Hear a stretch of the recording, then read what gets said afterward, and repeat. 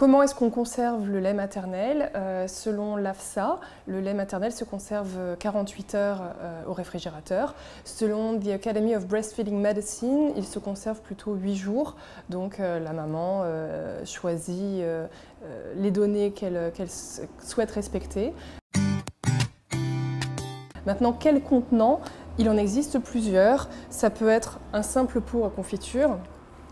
Ça peut être un petit contenant qui est fourni avec le tire-lait. Ça peut être un sachet spécifique pour le stockage ou le recueil du lait maternel. Il en existe à peu près autant qu'il existe de marques de tire-lait. Ce que va faire la maman, c'est qu'elle va mettre une petite étiquette sur laquelle elle va noter la date à laquelle elle a congelé ou mis au réfrigérateur son lait pour pouvoir garder en mémoire cette information.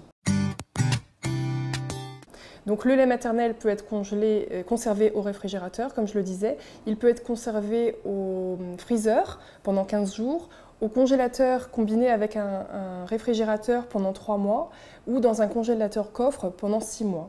Donc les qualités de conservation sont assez intéressantes. Et à partir du moment où le lait a été décongelé, il ne se conserve que 24 heures.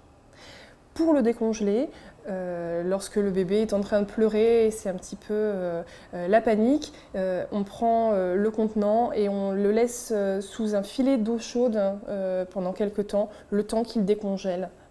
Et ça se fait en douceur. Sinon, il suffit de le mettre la veille pour le lendemain au réfrigérateur et il va se décongeler facilement.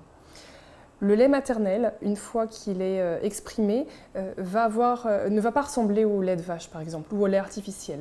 Deux parties vont se distinguer, une partie plus aqueuse et une partie plus grasse. Donc au moment où on va le donner au bébé, on agite les deux et le lait va se reconstituer pour être donné ensuite au bébé. Est-ce qu'on peut utiliser un four à micro-ondes pour dégeler le lait maternel? Non. Non. D'une part, ça va nuire aux propriétés du lait maternel et d'autre part, il y a un risque de brûlure important chez le bébé parce qu'on ne peut pas contrôler la température du liquide alors qu'on peut contrôler la température du contenant, auquel cas on évite complètement. Parfois, les loueurs de tire-lait fournissent un biberon, carrément, avec la tétrelle du tire-lait. Les mamans trouvent ça pratique pour ajuster une tétine directement sur le biberon. Or, une fois que le lait vient d'être tiré, c'est assez frustrant d'avoir du lait qui coule, tout simplement. Ça peut tacher le sac de transport ou on peut en gâcher. Auquel cas, une petite astuce, c'est de mettre un petit morceau de film alimentaire entre le pas de vis et la vis même du biberon de recueil. Et ça va éviter tout risque de fuite. Et voilà. Donc là, on peut le transporter sans aucun problème.